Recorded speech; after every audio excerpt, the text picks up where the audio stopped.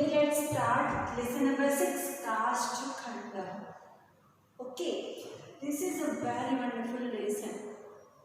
Dear, I introduce this lesson. There is a no author of this lesson. From which books we are getting this lesson, we don't know. So don't be think about it, right? So you know that, dear students, okay, in a past, in earlier stage, right, there is a no school, there is a no tuitions. પહેલાના જમાનામાં કેવી method હતી? The teacher means guru.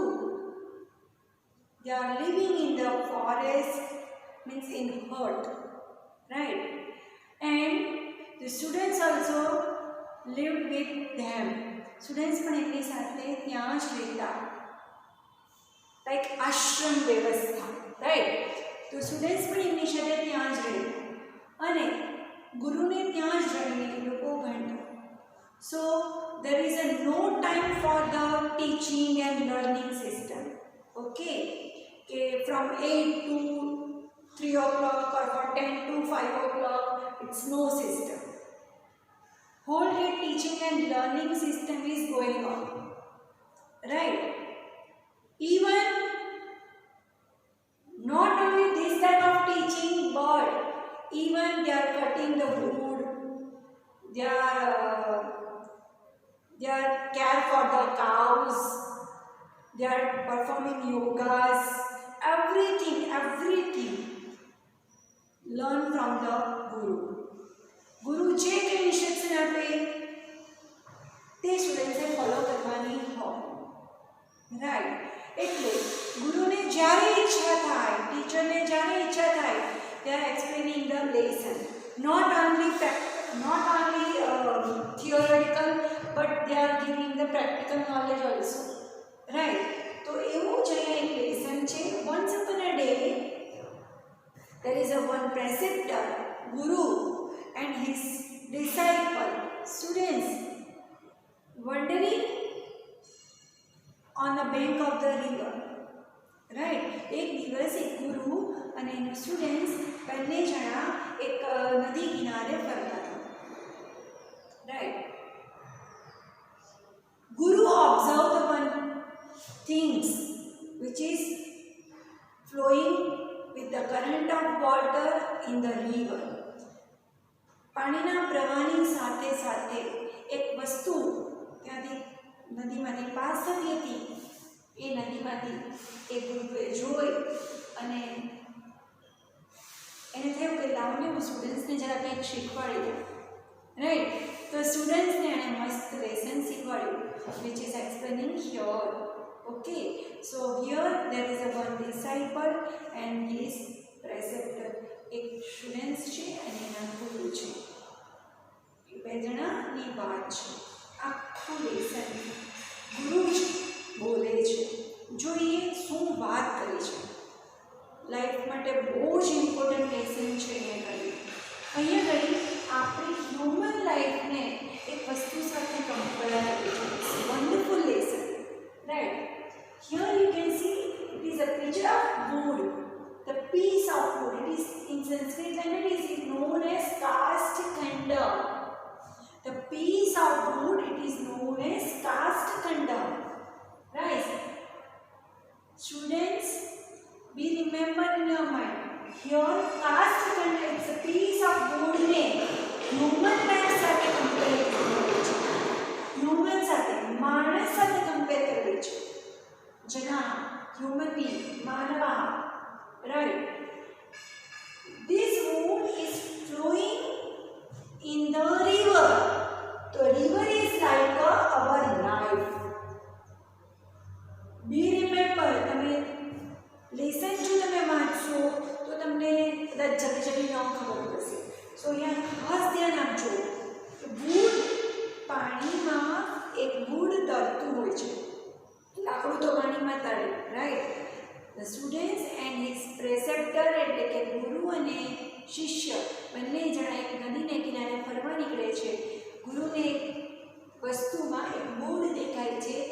પાણીના પ્રવાહની સાથે તરતું તરતું જતું હોય છે.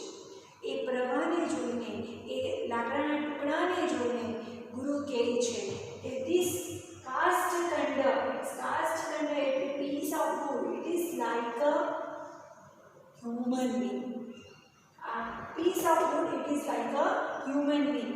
આ લાકડાનો ટુકડો એ માણસ છે. It is an example. The human being is like a piece of wood.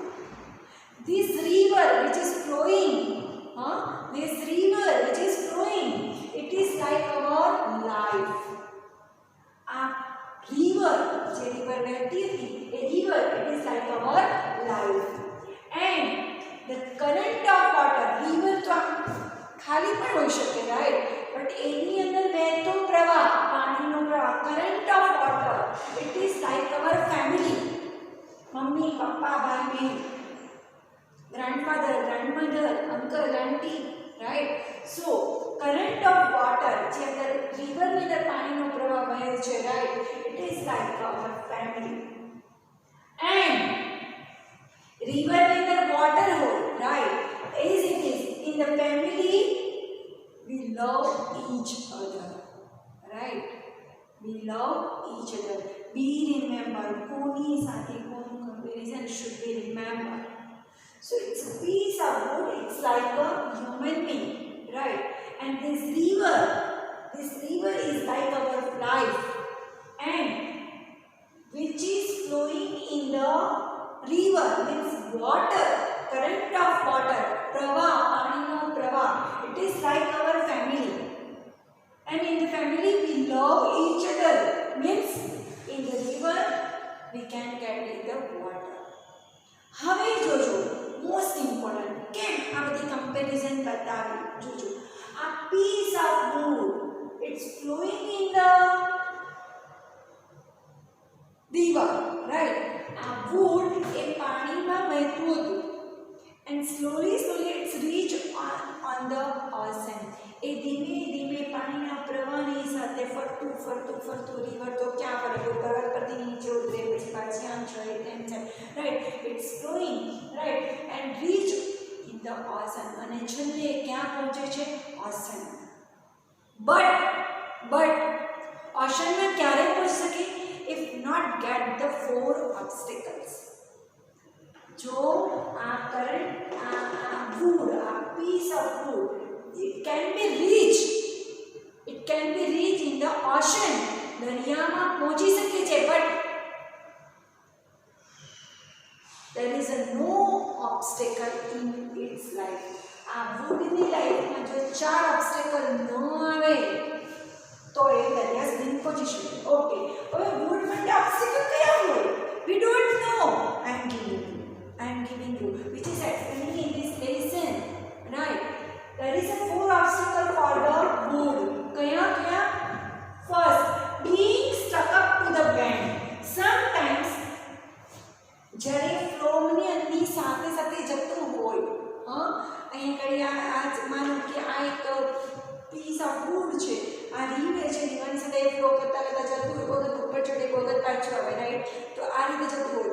કોઈ કંઈક કરતા એ બેંક ઓફ ધ રિવર, રિવરના કિનારા પર આવી જાય, અટકી જાય, ત્યાં કંઈ હોય તો તે અથડાઈ જાય, અટકી જાય.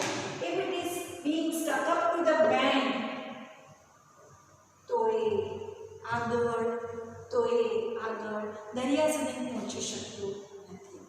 As it is in the same way in our life, we are always busy for, we are constant busy for the food, sleep and being afraid. આપણી લાઈફમાં 3 વસ્તુ બહુ જ ઇમ્પોર્ટન્ટ છે. માનો કે ભણવાના પૈસા નથી, રાઈટ? માનો કે જલસા કરવાના પૈસા નથી, રાઈટ? તો આપણે આપણી માણસની સૌથી મોટી જરૂરિયાત food, right? If the human being constantly busy for the food મળી ગયું, પછી આપણને ઊંઘ જોઈએ, પૂરતી અમુક કલાક આપણને ઊંઘ જોઈએ. જો માણસ આ બેમાં સ્ટક થઈ જાય, અટકી જાય, કરી શકતો નથી. Right right. માણસ જલસા કેવી કરી શકે? માણસ સુખી કેવી થઈ શકે? એની પાસે બધું માટે સૌથી પહેલું નેસેસિટી ફૂડ. રાઈટ. બચ્ચું જન્મે એટલે સૌથી પહેલાં મમ્મી પાસે ખાવાનું ખાય, ફીડિંગ કરે. રાઈટ. તો એનું સૌથી મોટું જરૂરિયાત છે ફૂડ. માણસની ફૂડની એક્સપેક્ટેશન સંતોષાય ત્યારે જ એ આગળ કંઈક કરી શકે. માનો કે આપણી પાસે ખાવાના પૈસા સફિશિયન્ટ છે તો પછી આપણે કંઈક બીજું લેવાનું વિચારીએ. એમ આઈ રાઈટ ઓર રોંગ? અને બીજું લેવાનું આપણા એક્સપેક્ટેશન પ્રમાણે આપણે બીજું લેવાનું વિચારીએ ત્યારે આપણને સુખની પ્રાપ્તિ થાય. પણ જો અહીંયા જ સ્ટક થઈએ તો ફૂડ માટે જ તો we can not get happiness. Right. એવી જ રીતે ઊંઘ. બરાબર છે. માનો કે હું 5 કલાક જોબ કરું છું ને મને ખાવાનું પૂરતું નથી થતું, મારા ફેમિલીને ખાવાનું પૂરતું નથી થતું, તો મારી જગ્યાએ મારે 5ની જગ્યાએ 7, 8, 10 કલાક કામ કરવું પડે. સો આમાં ડિસ્ટર્બન્સ થાય સ્લીપિંગ, એમાં ડિસ્ટર્બન્સ થાય. રાઈટ. અને ઇફ જો આપણે કાયમ અફ્રેડ હોય, ડર હોય, એ પણ જરૂરી છે. અત્યારે કોરોનાનો ડર ન હોય તો બધા રખડવા નીકળી પડે. રાઈટ. હા, એટલે બીઈંગ અફ્રેડ, પણ કોન્સ્ટન્ટલી એમાં અફ્રેડ જ હોઈએ, કોન્સ્ટન્ટલી ડર હોય તો we can not get in the happiness. એટલે લાઈફનો પહેલો ઓબ્સ્ટેકલ છે constant busy for the food, sleep and being afraid. હા, this is the first obstacle we remember in your mind. Right. એને ડીપમાં એક્સપ્લેન કરવું છે જે આપણે લેસન ચાલશે કરાવે તો હું જસ્ટ ઇન્ટ્રોડક્શન આપું છું કે આ લેસનમાં શું છે. Second obstacle of the food. Foodનું second obstacle being drawn in the water due to existing heavy burden. માનો કે બેંકમાં નથી, એટલે કે બેંક ઓફ ધ એટલે કે નદીના કિનારા પર કશે સ્ટક નથી થયું, બટ ખૂબ વરસાદ પડ્યો તો વૂડ શું થશે? ભીંજાઈ જશે. અને જેવું ભીંજાઈ જશે એટલે કે due to heavy burden, due to existing heavy burden, it's drawn, એ ડૂબી જશે. So can not reach on the awesome, એ ઓસમ સુધી પહોંચી શકશે નહીં. Same way being drawn in the water due to existing heavy burden, same way આપણા માટે હ્યુમન બીંગ માટે સેકન્ડ ઓબ્સ્ટેકલ આનું કમ્પેરિઝન આની સાથે કઈ રીતે છે? Social life becomes burdensome. જો આપણી સોશિયલ લાઈફ બર્ડન બને તો we can drown, we can not happy. તો આપણે હેપી રહી શકીએ નહીં, ખુશી રહી શકીએ નહીં. ફોર એક્ઝામ્પલ કે માનો કે આપણે સોશિયલ લાઈફમાં કોઈને ત્યાં ફંક્શન આવ્યું ને આપણે એને કંઈ ગિફ્ટ લેવું પડે ને, રાઈટ? તો એ ગિફ્ટ એક વખત આપીએ, તરત જ બીજાને ત્યાં ફંક્શન આવ્યું, આપણી કેપેસિટી પ્રમાણે એને પણ ગિફ્ટ આપી. ત્રીજાને ના આવ્યું, કોઈ કે નહીં એને તો કરવું જ પડે અને આટલા રૂપિયાનું જ કરવું પડે, વિચ ઇઝ આપણા માટે પોસિબલ ના હોય. એટલી મોંઘી ગિફ્ટ આપવાનું પોસિબલ ના હોય તો it's like a burdensome. So social life becomes burdensome. Simple example, simple. એના કરતાં પણ simple. તમે સવારે સ્કૂલમાં આવો, રાઈટ? મને મળો એટલે કેવો ટીચર ગુડ મોર્નિંગ, મેં કીધું હા ગુડ મોર્નિંગ ડિયર. બીજું બચ્ચું આવે ગુડ મોર્નિંગ. પણ જો હું એમ કહું કે હું જેટલી વાર દિવસમાં મળું એટલી બધી જ વાર તમારી સ્કૂલમાં તમે 5-6 કલાક જેટલા કલાક રહો અને એટલા કલાકમાં તમારે કાયમ જ મને જેટલી વાર 5 વખત મળો, 10 વખત મળું તો 10 વખત good morning, good afternoon, good evening કહેવું જ પડે. તો ઇટ્સ એક બચ્ચું આવે ગુડ મોર્નિંગ ટીચર, આઈ say yes good morning dear. બીજું આવે ગુડ મોર્નિંગ. ઓકે, ત્રીજું આવે હું પણ કંઈ પાછું ગુડ મોર્નિંગ. પણ એવી 25 સ્ટુડન્ટ્સ પછી 26 વખતે 26મા વખતે મને પણ ગુડ મોર્નિંગ કહેવાનો કંટાળો હોય. આ કહેવાય સોશિયલ બિહેવિયર બર્ડનસમ. આપણું સોશિયલ બિહેવિયરનું એક્સપેક્ટેશન એવરીવેર. તમને ગુડ મોર્નિંગ હું ન કહું તો તમને ન ગમે. અમે તો ગુડ મોર્નિંગ બીજો તો જવાબ પણ ના આપે, રાઈટ? પણ એ મારા માટે બર્ડન બની ગયું, કારણ કે મેં ઓલરેડી 25 ને ગુડ મોર્નિંગ કહી દીધું, right? So this is a social behaviour which is become a burdensome. So again, is that a life માં social life become burdensome, social life burdensome બને ત્યારે it is converted into obstacle. તો પણ આપણે સુખના સમુદ્ર સુધી પહોંચી શકીએ નહીં. ઓસમ એટલે હેપીનેસ, ફૂલ ઓફ જોય, રૂપી ઓસમ, રાઈટ? તો આપણું સેકન્ડ ઓબ્સ્ટેકલ ધીસ. હવે પાછું રૂટનું third obstacle, being caught in the whirlpool. માનો કે રિવરની અંદર whirlpool પેલું વમળ, ગુજરાતી લેંગ્વેજમાં ને વમળ કહેવાય. તો if it is stuck in the whirlpool, એ વમળની અંદર જો ઉડાવી જાય બાય ચાન્સ, ફરતા પેલા ફ્લોઝની રીતે ફરતા જો એ વમળની અંદર રહે તો શું થશે? એ ગોળ ફર્યા કરશે, right? It cannot reach the ocean with the flow of water. પાણીના પ્રવાહની સાથે એ ઓસન સુધી નહીં પહોંચે, પણ પેલા whirlpoolની અંદર ગોળ એને એમ કે હું તો બહુ ફાસ્ટમાં જાઉં છું, પણ એ આગળ વધશે નહીં. And in the same way in human life, third obstacle is drinking, playing, dice, chewing tobacco, etc. means bad habits. અને ખાવાની ટેવ, બરાબર ને? વચ્ચે પાન મસાલાની શોપ બંધ કરી દીધેલું ડ્યુ ટુ કોરોના. ચાલુ કરી શું થયું એનું રીઝન તમને ખબર જ છે. કોઈને ડ્રિંક્સ સમજ પડે શું કહેવાનું છે, પાણીને ડ્રિંક્સ કરવાની, પ્લેઇંગ ડાયસ, રાઈટ? જુગાર, આ બધી બેડ હેબિટ્સ છે. If we are falling in this bad habits, we cannot come out from this. તો આપણે એમાંથી બહાર નથી નીકળી શકતા. And then what is the result? We cannot live happily. So this is the third obstacle, right? And fourth part, bull, separation from the water of the world.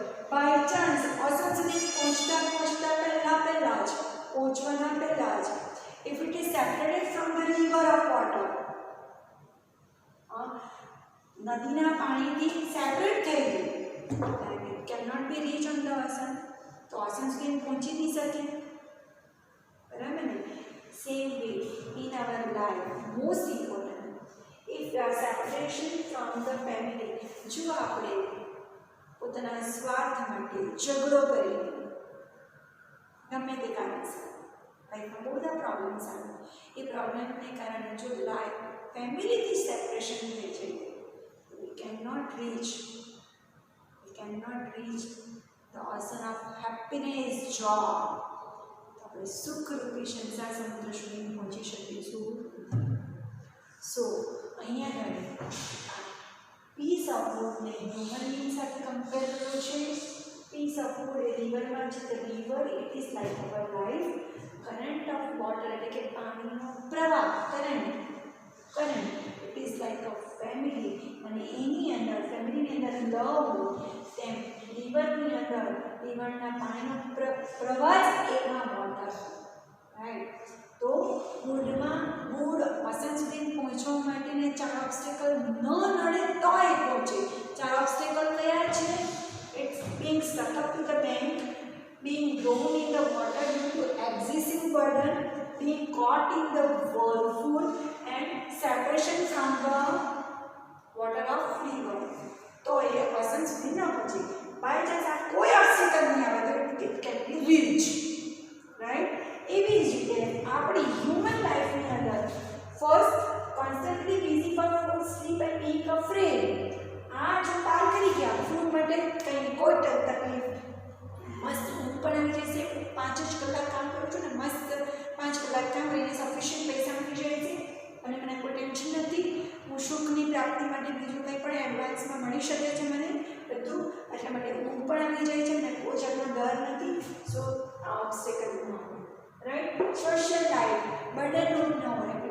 Sufficient પૈસા હોય, આપણી પાસે સફિશિયન્ટ બુદ્ધિ હોય, રાઈટ, આપણે બધું manage કરી શકીએ, તો સોશિયલ લાઈફ બીકમ બર્ડનસમ.